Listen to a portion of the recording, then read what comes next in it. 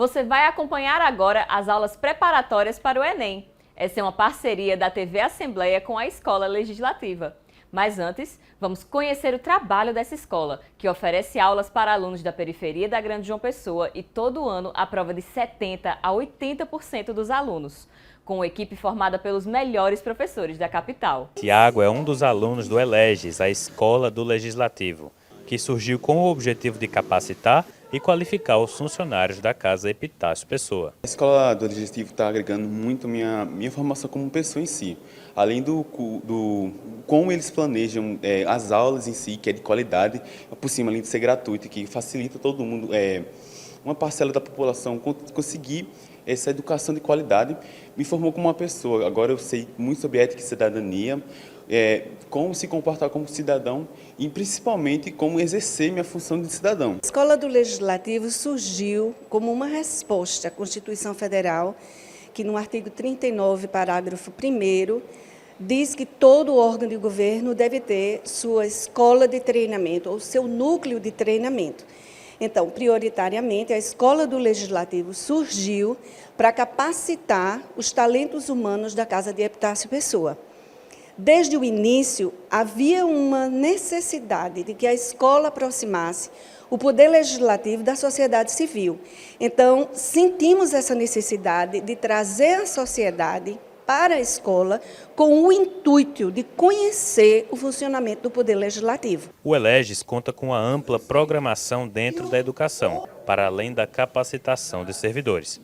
Cursos de línguas com inclusão cultural, desenvolvimento da pesquisa científica e cursinhos preparatórios para Enem, que estão sendo desenvolvidos tanto presencialmente como também em parceria com a TV Assembleia, contando com alto índice de aprovação. Aqui a gente tem uma educação de excelência, aqui nós temos uma formação voltada para a cidadania, para a prática cidadã, e nós temos também altos índices de aprovação.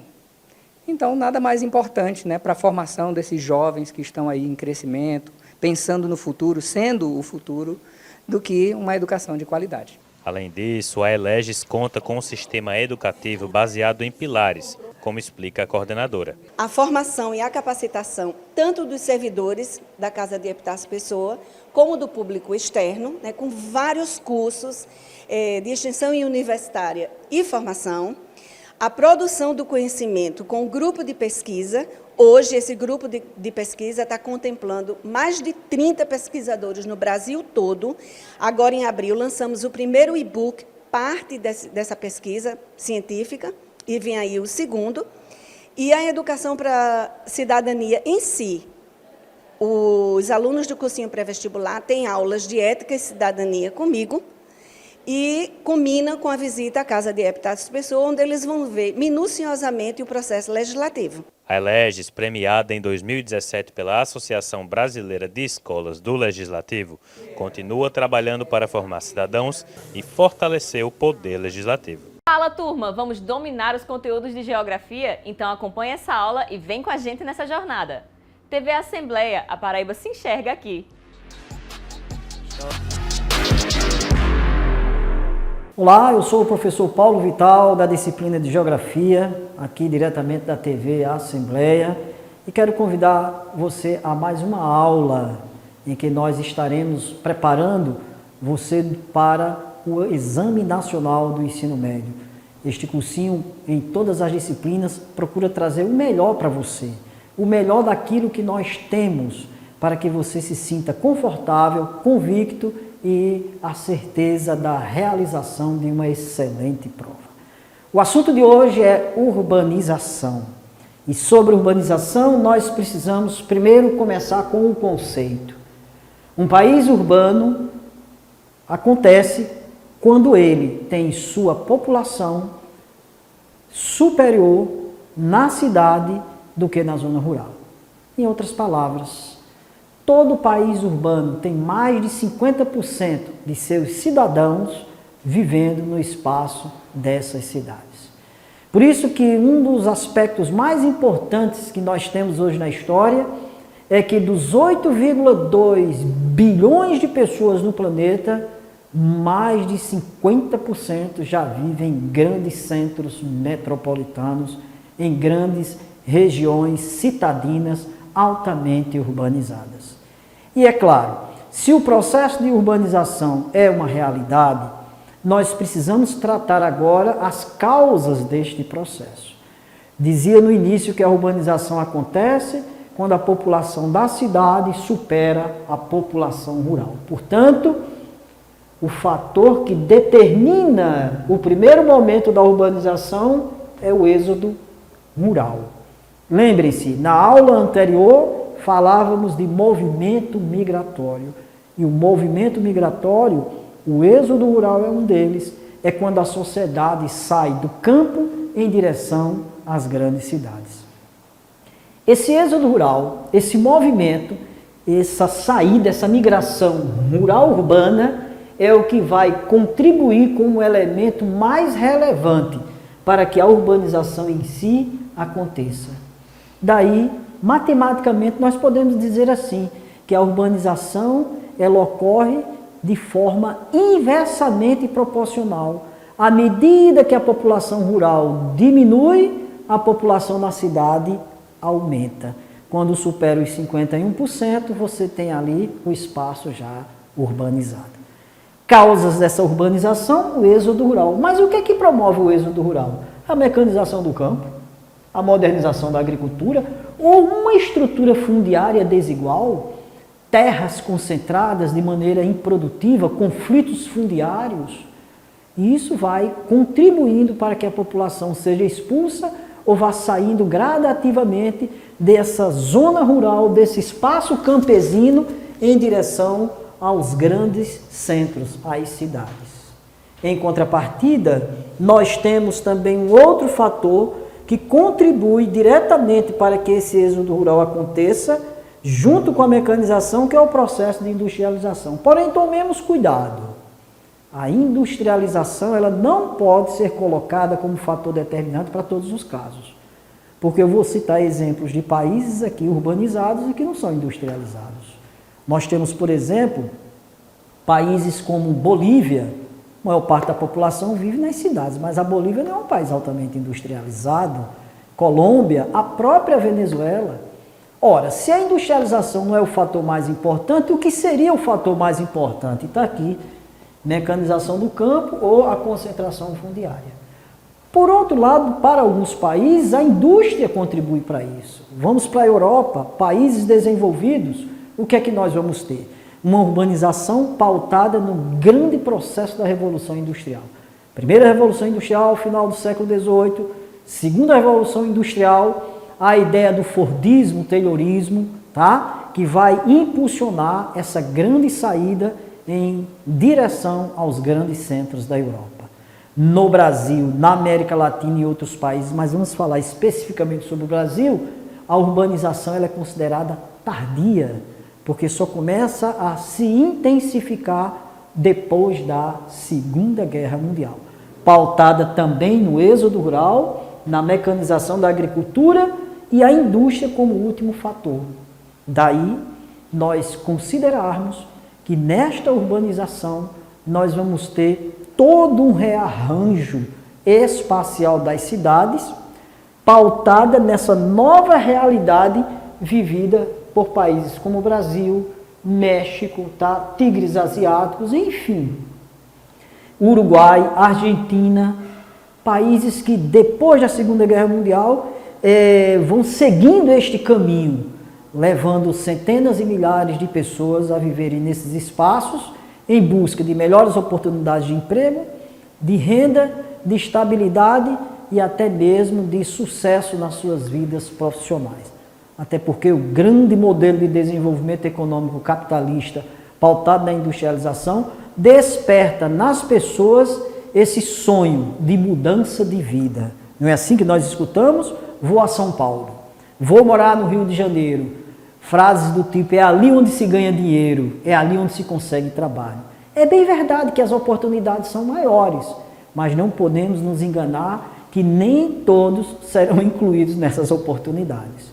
Por isso que quando nós olhamos o espaço da organização dessas cidades, nós temos hoje uma saturação do espaço, e eu quero aqui de antemão pedir para que você não Não perca essa linha de raciocínio, porque no nosso próximo encontro eu ainda vou dar continuidade a isso aqui.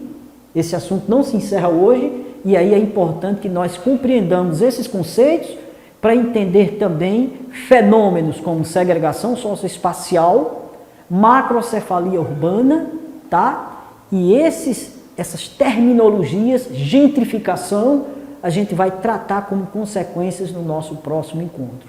E aí fica como um chamativo para você não perder as próximas aulas.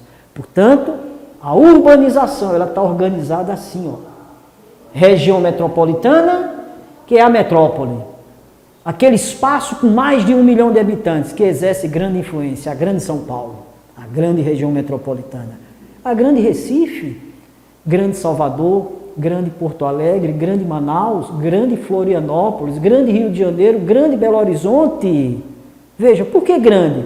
Porque a cidade polo, não é? A polis, que é aquela que exerce influência, ela já possui mais de 1 milhão de habitantes, exercendo uma influência ao seu derredor nas regiões da urbanização onde a rede se forma. O que é a rede urbana?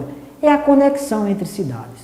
E aí talvez você que esteja aí nos assistindo pergunte assim, e a grande João Pessoa? Onde se encaixaria? Porque João Pessoa não tem 1 milhão de habitantes. Tem pouco mais de 830 mil habitantes. Se enquadraria na grande João Pessoa? Pelo termo técnico de 1 milhão de habitantes, não. Mas pela influência que a capital exerce ao derredor de Cabedelo, Santa Rita, Bahia, Cruz do Espírito Santo, Pitimbu, Pitimbu também, Conde e demais cidades adjacentes, você acaba tendo no efetivo total da população mais de 1 milhão de indivíduos. Então a grande região metropolitana de João Pessoa também tem João Pessoa como a cidade polo, exercendo maior influência econômica, comercial, cultural nas demais regiões, tá? Nas demais cidades. Isso é o que nós chamamos, dentro dessa rede urbana, a hierarquia urbana. O que é a hierarquia? É o sinal de influência, de poder de umas sobre as outras, porém não independentes. Dentro desta hierarquia urbana, você ainda tem a cidade global, por exemplo, cidade global São Paulo. Por que o termo cidade global?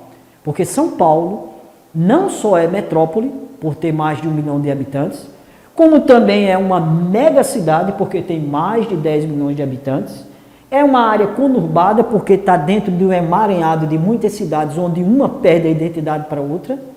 Você hoje sai de João Pessoa para Cabedelo, Cabedelo para João Pessoa, você não sabe onde termina nem onde começa. Avalie chegando na grande São Paulo, na grande Recife. Por outro lado, é a cidade global porque ela opera o sistema financeiro global junto com outras metrópoles. É tanto que São Paulo é utilizado como símbolo das bolsas de valores. Ibovespa. O que é a Ibovespa? Não é a bolsa, investimento da Bolsa de Valores de São Paulo. Por isso que você chama Bolsa de São Paulo, Bolsa de Tóquio, Bolsa de Frankfurt, Bolsa de Paris, Bolsa de Londres, Bolsa de Nova York. Isso é a cidade global. E por último, dentro deste processo de rede urbana, cidade global, conurbação, megacidade, você vai ter exatamente a mancha urbana. O que é a mancha urbana? É a expansão das cidades, verticalizada ou horizontalizada. Elas se expandem para os lados, vamos assim dizer, e crescem no sentido vertical. Por quê? Porque há uma tendência de saturação do espaço urbano em qualquer lugar do mundo, uma vez que a maior demanda das pessoas em busca por essas oportunidades e sucesso, emprego, renda, moradia, infraestrutura, saneamento básico, lazer, saúde, vão ser nesses polos dessas regiões metropolitanas. É tão importante que nós compreendamos isso, porque isso é uma ordem espacial. Mas não significa dizer que isso é harmonioso. Por isso que o tema da nossa próxima aula vão ser as consequências desse processo de urbanização, que é considerado por alguns autores como um processo anômalo. Por quê? Porque ele é caracterizado por imensos problemas, que vai desde a favelização à favela, e pode chamar favela, na próxima aula nós vamos saber se é possível chamar favela ou comunidade, porque o IBGE tem um posicionamento e um conceito a respeito disso. E de onde surgiu a palavra favela? Palavra nobre, mas eu só vou dizer isso no nosso próximo encontro. Fica ligado e muito obrigado pela atenção de vocês com esse assunto, urbanização.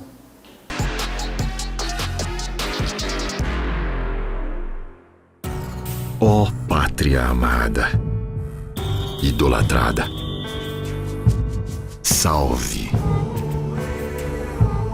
Nossos bosques têm mais vida. Nossa vida, mais amores? Mas se ergues da justiça a clava forte. E o sol? Torça contra a exploração sexual de crianças e adolescentes. Ligue 123.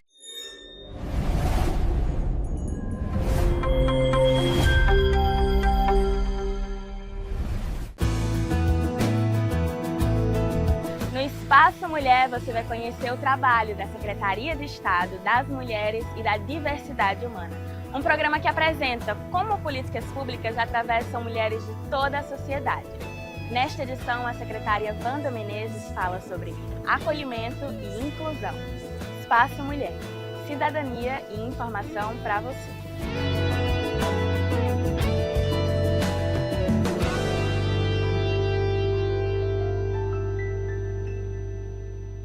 Somos a porta do sol.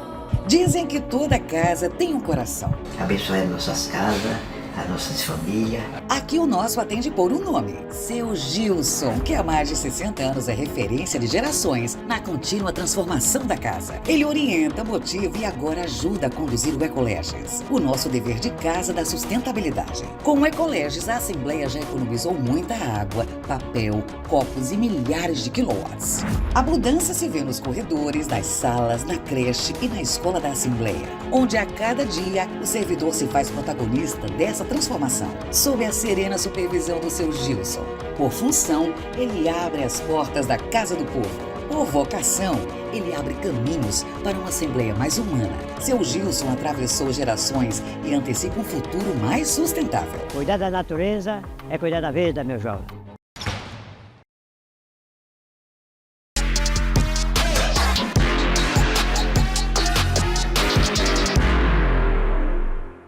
E aí, galera, preparados para entender as leis da física sem complicação? Então se liga que a aula já vem aí. TV Assembleia, a Paraíba se enxerga aqui. Fala pessoal, tudo bem? Bom dia, boa tarde, boa noite. Professor Hugo Rafael, professor de Física. Mais uma aula aqui sobre dinâmica. E agora, especificamente, nós vamos falar sobre forças especiais. Se liga aí. Só para retomar, nós estávamos falando na nossa última aula sobre o que eram as leis de Newton, né? As aplicações da força e a observação disso na natureza. Primeira lei, lei da inércia. Segunda lei, princípio fundamental da dinâmica, ou lei da aceleração, como alguns chamam. E o terceiro, lei da ação e reação. O que são essas forças especiais, para a gente começar a falar agora? São forças que aparecem na natureza em ocasiões especiais. Porque assim, se você der uma pesquisada, né, você vai ver que na natureza só tem 4 forças chamadas forças fundamentais. Então você tem força gravitacional, força eletromagnética, força nuclear forte e força nuclear fraca. Mas no contexto planeta Terra, abaixo da camada de ozônio, essas forças, elas, vamos botar assim, se transformam, se assim a gente pode falar, né?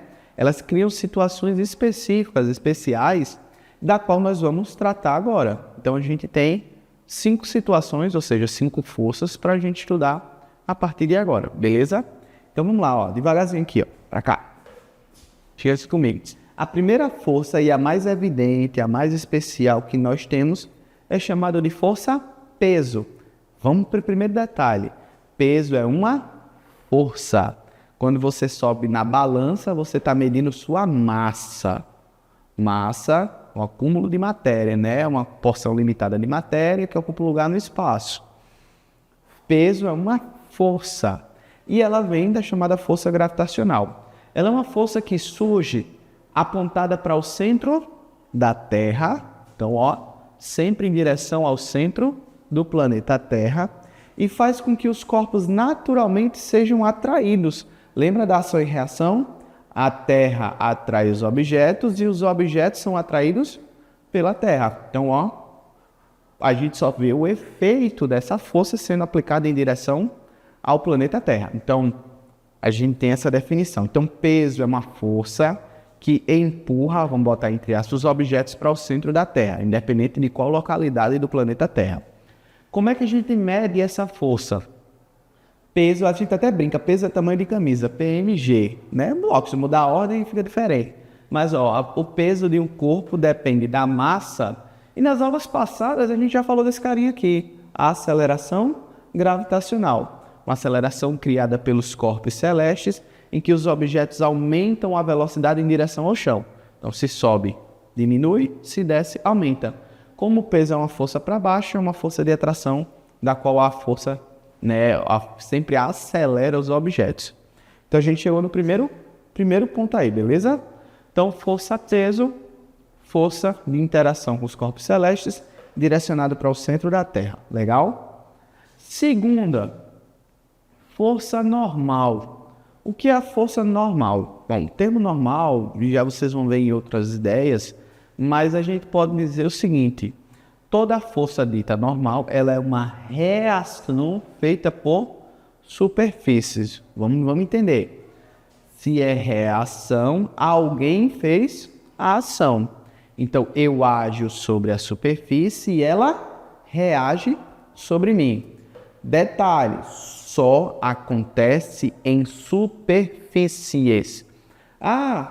Se o objeto não está num local, mas ele está flutuando, tem normal? Não, não tem. Existe o peso, mas não existe o normal. Uma questão clássica que sempre acontece com isso é a ideia do paraquedista.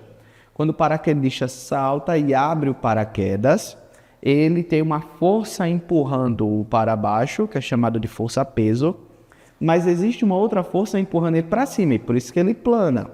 Mas essa força não é a normal, essa força é a força de arrasto ou força de resistência do ar, beleza?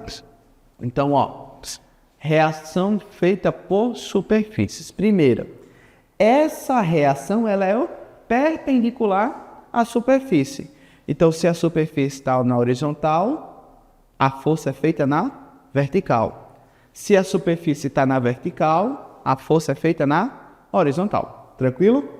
E terceiro, que é o que mais acontece. Vamos para cá. É o que mais acontece, Se essa superfície for horizontal e plana, ou seja, as duas coisas, beleza? Horizontal e plana, acaba coincidindo que o módulo da força-peso e o módulo da força normal são exatamente os mesmos.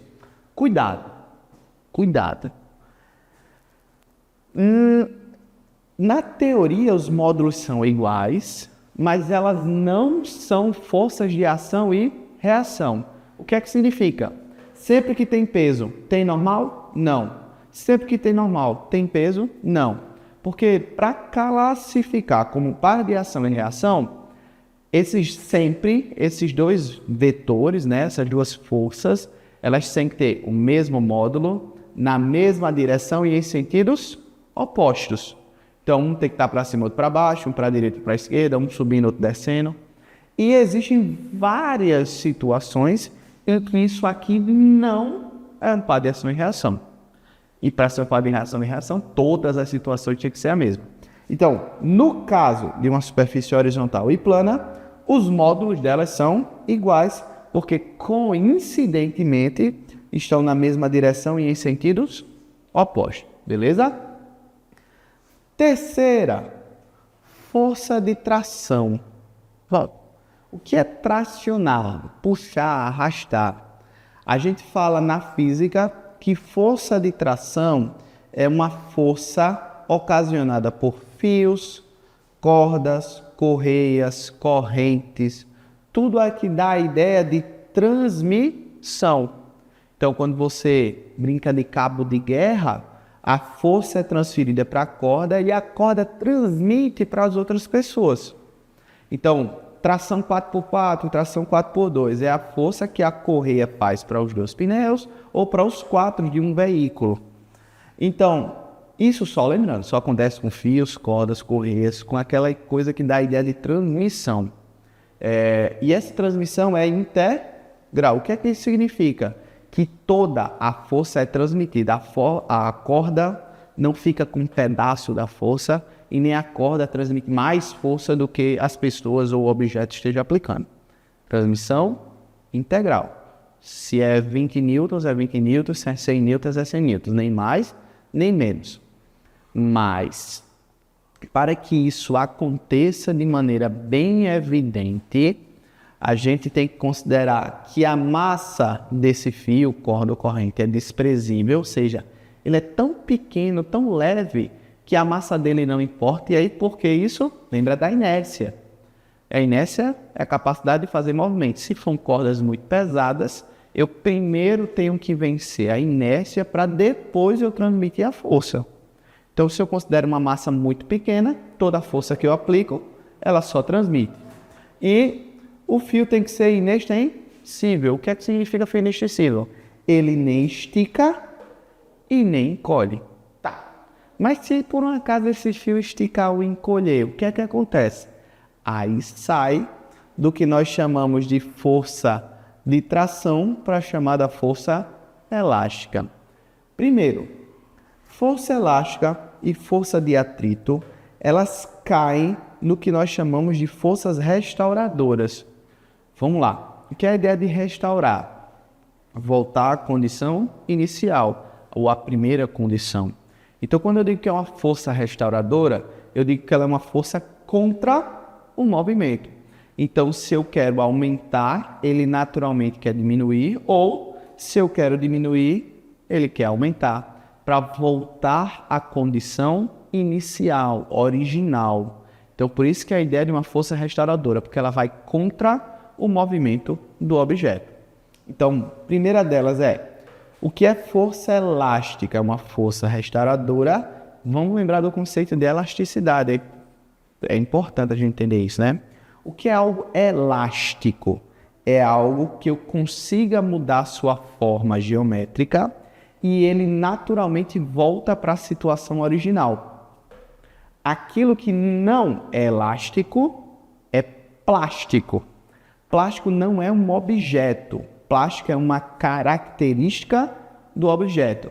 É aquilo que eu mudo o formato e ele não volta para a situação inicial. Então, uma garrafa de refrigerante, ela é feita de plástico? Não.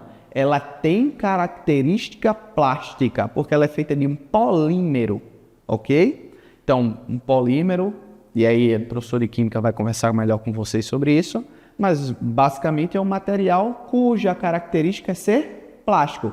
Ele estica e não volta à situação original. Diferente de uma mola, que se eu estico, naturalmente ele diminui de tamanho, ou se eu comprimo, naturalmente ele expande.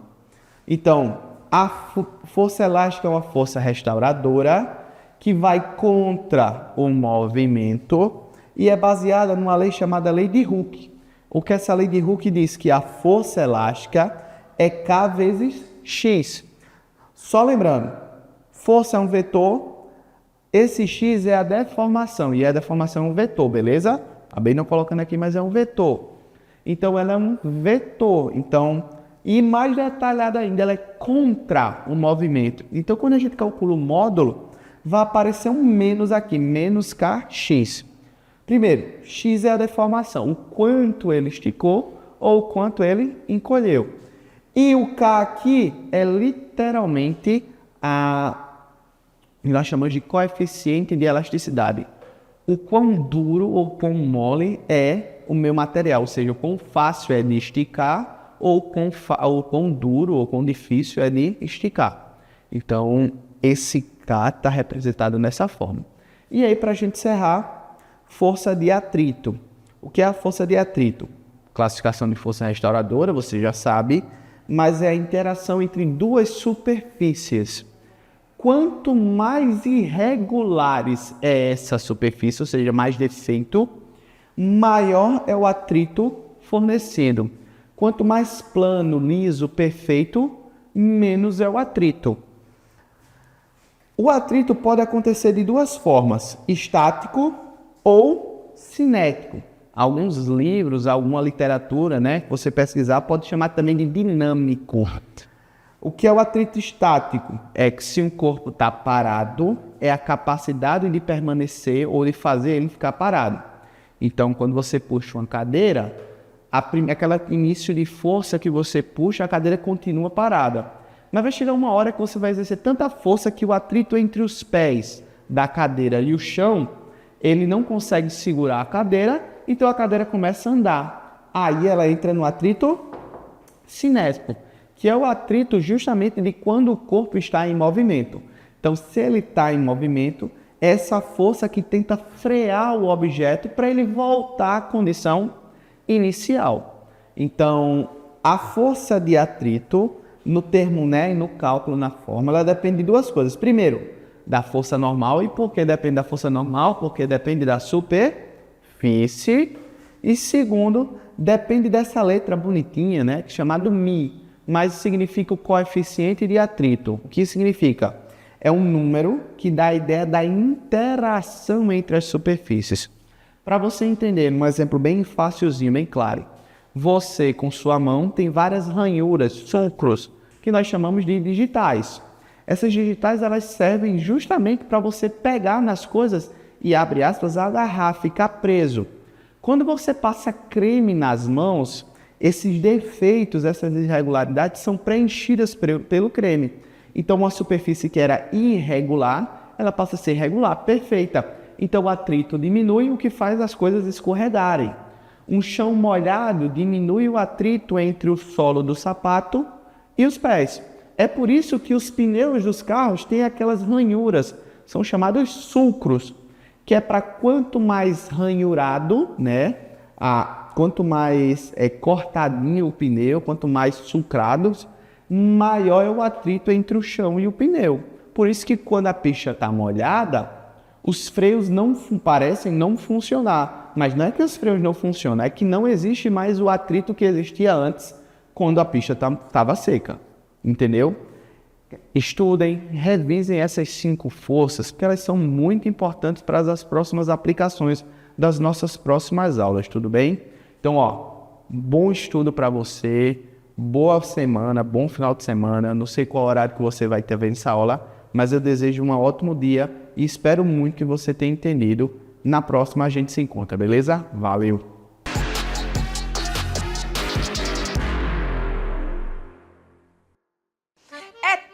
De forró, minha gente! E pelo segundo ano consecutivo, a TV Assembleia e a TV Sol chegam juntas com um Arraiá Arretado, uma cobertura especial dos festejos juninos, com transmissão ao vivo direto de Patos e reportagens que mostram a tradição, a cultura e a alegria do povo paraibano. De 19 a 23 de junho, você vai acompanhar os grandes shows, os bastidores da festa e as histórias que fazem do São João da Paraíba um dos mais bonitos do Brasil. Porque aqui o forró é raiz, a sanfona não para. E o Arraiá Arretado já é tradição no coração dos paraibanos. Arraiá Arretado, pelo segundo ano no ar, levando a emoção do São João até você. Quando Samuel encontra um lugar tranquilo para se acalmar durante uma crise sensorial, isso significa proteção. Se o Nicolas pode brincar com seu brinquedo preferido e se sentir seguro em qualquer lugar, isso é direito. E quando o Liebert tem seu assento garantido no ônibus, isso significa respeito. Para cada pessoa com TEA, transtorno do espectro autista, uma lei que acolhe. A LPB transforma a inclusão em política pública, com leis que garantem os direitos das pessoas com TEA na Paraíba. Inclusão é lei. A LPB, sua vida passa por aqui. Muita informação, serviço, educação e cidadania. Todo dia aqui, para você ver.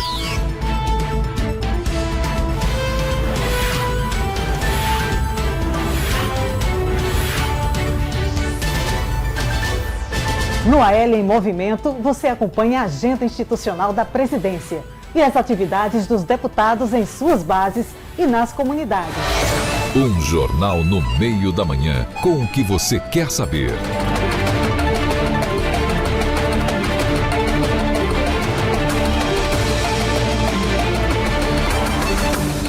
O jornalismo da TV Assembleia, conectado com você. TV Assembleia, uma nova programação em sua tela, onde a Paraíba se enxerga.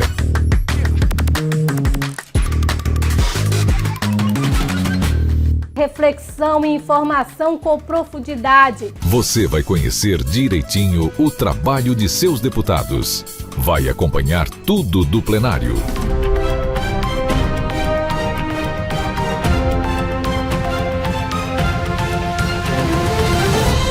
E vai saber em que as leis aprovadas na Assembleia podem mudar e melhorar sua vida.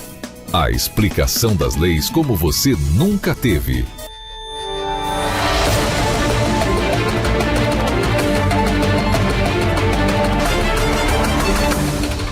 É lei, informação que traduz direito em conhecimento. A Paraíba é singular, está em cena, está no palco, dá gosto de ver.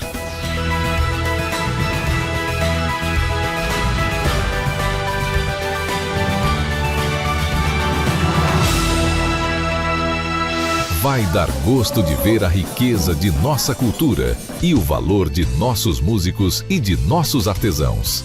Você vai ouvir o som de quem tem talento e só espera uma oportunidade. O Paraíba em Cena abre espaço para artistas, movimentos culturais e histórias que revelam a riqueza criativa do nosso estado. TV Assembleia, a Paraíba se enxerga aqui. TV Assembleia, a Paraíba se enxerga aqui.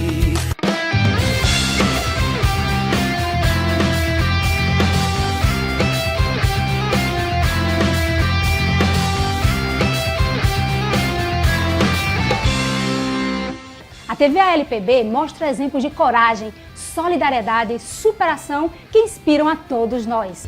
TV Assembleia. A Paraíba se enxerga aqui, mostrando nossos municípios para quem quer conhecer e amar o nosso torrão.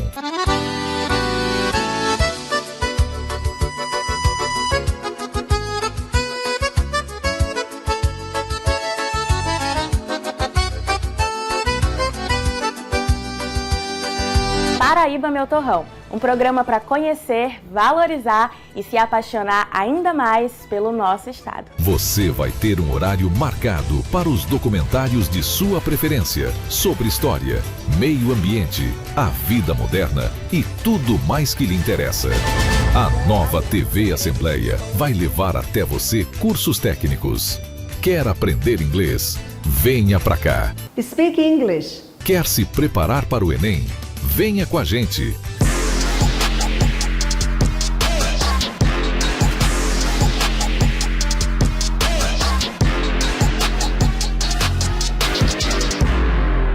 E a gente está aqui no objetivo de fazer você se preparar bem.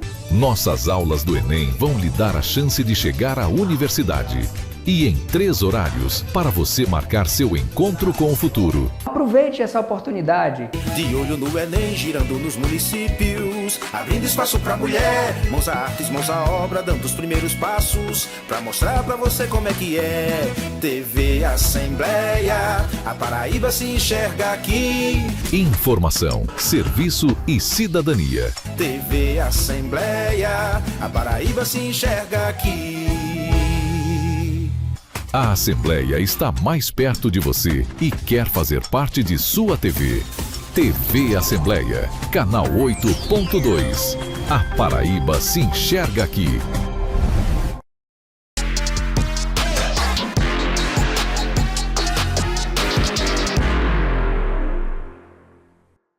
E guys, prontos para mandar bem no inglês do Enem? Então fica com a gente que a aula já vai começar. Let's go! TV Assembleia, a Paraíba se enxerga aqui. Hello, I'm back again. So how are you doing? Aqui é o professor Genaldo, professor de inglês. Estamos de volta para mais uma aula. Essa é a nossa 4ª aula e hoje nós vamos continuar o nosso estudo, a nossa preparação para o Enem. Hoje vamos falar sobre o Simple Present, o presente simples. E aí a primeira coisa que você tem que entender é para que é que nós usamos o presente simples? Para que é que nós utilizamos esse tempo verbal? Então, você precisa entender que esse tempo verbal, o Simple Present, você usa quando você está falando sobre verdades universais ou ações rotineiras, ou seja, coisas que acontecem no nosso dia a dia, certo? Então, o Simple Present você usa para isso. Quando você está falando sobre verdades universais, então, por exemplo, o sol se levanta, isso é uma verdade universal, se levanta no Brasil, o sol nasce no Brasil, na China, no Japão, na África, onde tiver gente, então o sol vai nascer. Mesmo que as pessoas não estejam vendo, mas ele está lá. Então, isso é uma verdade universal. E ações rotineiras, ou seja, aquelas ações que todos nós realizamos no nosso dia a dia. Então, por exemplo, eu acordo, você almoça, ela estuda, ele joga futebol e assim por diante. São ações rotineiras, coisas que todos nós fazemos no nosso dia a dia. Para conjugar um verbo em inglês, no Simple Present, é muito simples, muito fácil. Existem algumas regrinhas. Primeiro, eu quero lembrar a vocês aqui os pronomes pessoais. Eu já falei sobre eles, né? Sobre os pronomes pessoais. I, you, he, she, it, we, you e they. I é a primeira pessoa do singular. Significa eu. Lembra que você sempre tem que escrever com letra maiúscula. You é a segunda pessoa do singular, como também a segunda pessoa do plural. Aí a pergunta vem, então como é que eu vou saber se está no singular ou se está no plural? E a resposta, o contexto, ou seja, a frase inteira, vai mostrar para você se a frase está no singular ou se está no plural. Depois nós temos he, que é o pronome ele, terceira pessoa do singular. It, ela, terceira pessoa do singular. E em seguida, it, que significa ele ou ela. It é usado para coisas, objetos ou animais. Certo? É um pronome neutro. Já no plural nós temos we, nós, you, que é o plural de you, e they, que é o plural de he, she e it, que significa eles ou elas. Então aqui nós temos os pronomes pessoais. Para conjugar um verbo, aí então nós vamos precisar dos pronomes pessoais. Agora, então, nós temos as regras para conjugar o verbo. Então, a primeira regra que nós temos para conjugar um verbo no Simple Present é o seguinte: você acrescenta S ao verbo na terceira pessoa do singular. Por exemplo, vou pegar aqui o verbo trabalhar. Então, nós temos I work, you work. Quando chega no we work, you work e they work. Quando então nós chegamos no he, she e it, o que acontece? O verbo, ele recebe um S na terceira pessoa do singular, ou seja, vai ficar works. Certo? Então, ó, he works, she works, it works. Conjugando o verbo, então nós temos a seguinte forma: I work, you work, he works, she works, it works, we work, you work e they work. Esse então é o Simple Present do verbo work, que é o verbo trabalhar. Você está percebendo que na terceira pessoa do singular, ó, no he, she, it, o verbo recebeu um S. Aqui não está no plural. O S nem sempre vai indicar que está no plural. Aqui em inglês está indicando que nós temos um verbo e ele está no presente e está na terceira pessoa do singular. Essa é a primeira regra. A segunda regra: se o verbo ele terminar nessas letrinhas SS, SH, CH, X, Z ou O, o que acontece? Você recebe, aliás, o verbo ele recebe um ES na terceira pessoa do singular. Mais uma vez, repetindo a regra. Se o verbo terminar em SS, SH, CH, X, Z ou O, ele recebe um ES na terceira pessoa do singular. Então vamos lá, vamos pegar aqui o verbo assistir. O verbo watch é o verbo assistir, certo? Então nós temos I watch, eu assisto. You watch, você assiste. We watch, nós assistimos. You watch, vocês assistem. They watch, eles assistem ou elas assistem. Quando chega no he, she, it, o que acontece? O verbo vai receber ES. Por que vai receber ES? Porque ele termina com CH. Lembra, tem a regrinha que diz: se o verbo terminar em SS, SH, CH, X, Z ou O, ele recebe ES na terceira pessoa do singular. Então, ó, aqui vai ficar watches. Então, nós temos o verbo conjugado. I watch, you watch, he watches, she watches, it watches, we, you e they watch. Essa é a segunda regra para colocar ou conjugar um verbo em inglês. Agora vamos para a terceira regra. A terceira regra diz o seguinte: se o verbo ele terminar em Y, precedido de consoante, troca o Y por um I e acrescenta ES. Mais uma vez, para ficar bem claro. Se o verbo ele terminar em Y e ele for precedido de uma consoante, troca o Y por um I e acrescenta ES. Vamos ver o exemplo aqui do verbo stud, que é o verbo estudar.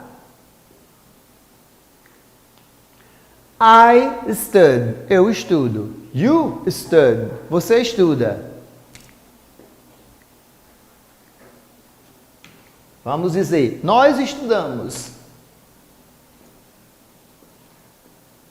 We stud. You stud, vocês estudam ou vós estudais. They stud, eles ou elas estudam. Agora eu quero dizer, ele estuda, ela estuda. Como é que fica? Fica da seguinte forma. Studies. O que aconteceu? Lembra, o verbo termina em Y, precedido de uma consoante. Troca o Y por um I e acrescenta ES. Na terceira pessoa do singular. Lembra, essas mudanças só ocorrem na terceira pessoa do singular. No he, she e it.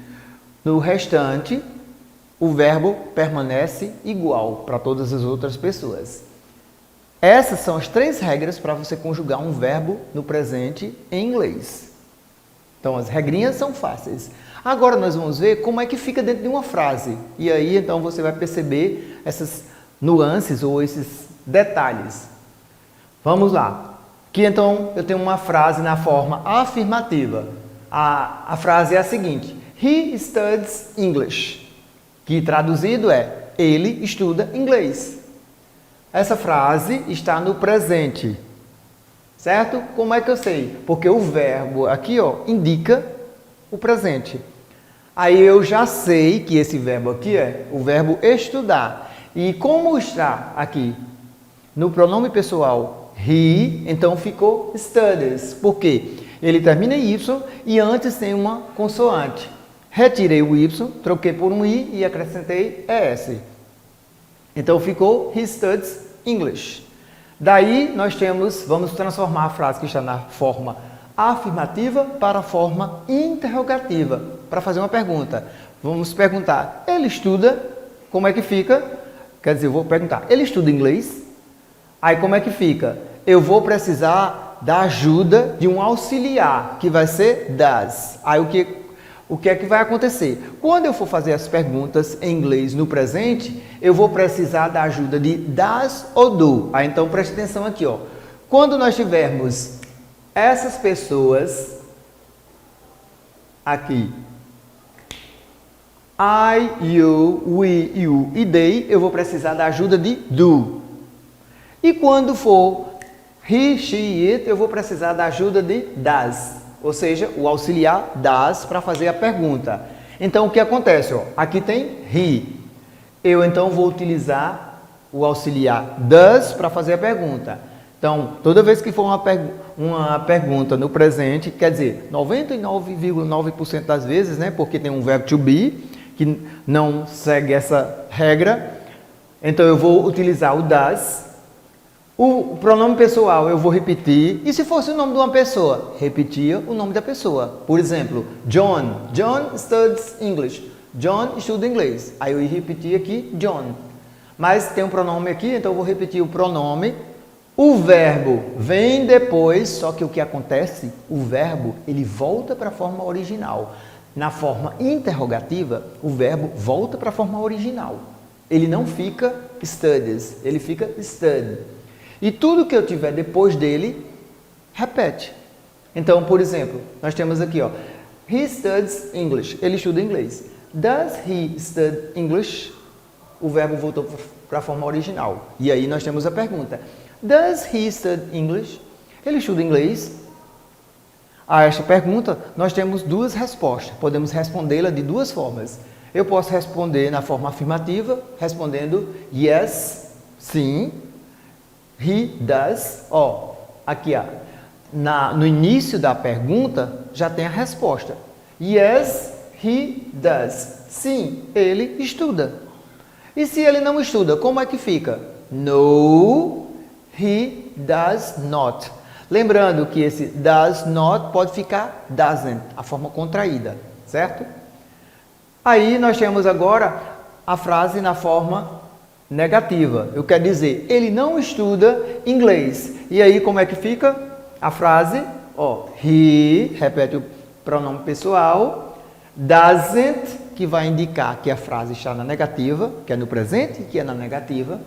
O verbo voltou para a forma original. Ele está na forma original, study. E tudo que tiver depois do verbo, eu repito. Então, na forma negativa, nós temos he doesn't study English. Ele não estuda inglês. Um outro exemplo, agora utilizando you, ou they, né? Eles ou elas. Na forma afirmativa, they play soccer every day. Eles ou elas jogam futebol todo dia. A frase está na forma afirmativa no presente. Como é que eu sei? Porque ó, o verbo aqui está no presente. É o verbo jogar. Agora eu quero transformar essa frase que está na forma afirmativa na forma interrogativa. Mais uma vez, na forma interrogativa eu vou precisar do auxiliar para fazer a pergunta. Aí nesse caso, volta de novo aqui, ó. Vou usar do. Por quê? Porque aqui, ó, tem they. Então eu utilizo o auxiliar do para fazer pergunta. Então, do, repete o pronome pessoal. E se fosse o nome de duas pessoas? John and Brian. Aí eu colocava o nome das duas pessoas aqui. Ó, John and Brian play soccer every day. John e Brian jogam futebol todo dia. Aí na forma interrogativa, do they play soccer every day? Eles jogam futebol todo dia. Ou, do John and Brian play soccer every day? E aí nós agora podemos responder essa pergunta de duas formas, na forma afirmativa. A afirmativa, aqui eu tinha colocado errado, é yes, they do. Ó, eles jogam futebol, yes, they do. E se eles não jogam futebol? Como é que eu respondo? Não, eles não jogam. No, they don't. E aí, respondendo a pergunta. Agora eu quero escrever a mesma frase na forma negativa. Quer dizer, eles não jogam futebol. Aí então nós temos... Eu troquei aqui de novo. Aqui então, ó, é they de novo, certo? Eu pensei em uma coisa e escrevi outra. They don't play soccer every day. eles não jogam futebol todo dia.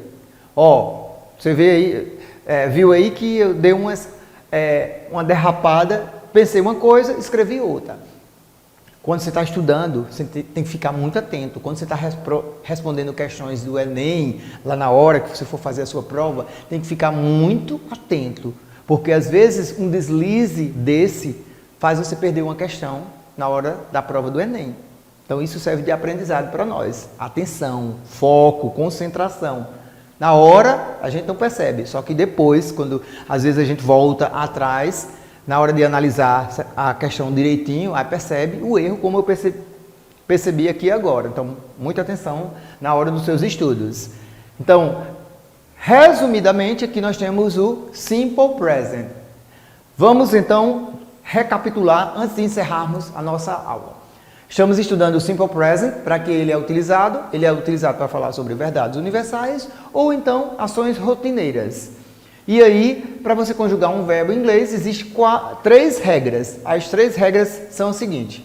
Você acrescenta S na terceira pessoa do singular ao verbo, quando ele estiver em he, she, it. Essa é a primeira regra. A segunda regra, se o verbo ele terminar em SS, SH, CH, X, Z ou O, você acrescenta ES ao verbo na terceira pessoa do singular, quando ele estiver no he, she e it. E a última regra é, se o verbo terminar em Y, precedido de consoante, troca o Y por um I e acrescenta ES. Agora um detalhe, e se o verbo terminar em Y e antes tiver uma vogal, o que é que faz? Aí vai para a regra geral, você só acrescenta S. Então, por exemplo, play, aí fica I play, you play, quando é no he, she, it, fica plays, só acrescenta o S. E aí nós vimos também, quando nós vamos colocar as frases na forma afirmativa, negativa, interrogativa. Vimos que quando é na forma afirmativa, o verbo fica conjugado. Mas quando é na forma interrogativa e negativa, eu vou precisar do auxiliar do ou das e doesn't ou don't. Se você prestou bastante atenção, o verbo só fica conjugado na forma afirmativa. Quando é na forma interrogativa e negativa, ele volta para a forma original. Ok? Espero que você possa ter prestado bastante atenção. Qualquer dúvida, pode nos enviar a sua dúvida e dar uma revisada, uma estudada. Qualquer coisa, estamos aí para lhe ajudar. Bons estudos e até a próxima aula. Tchau!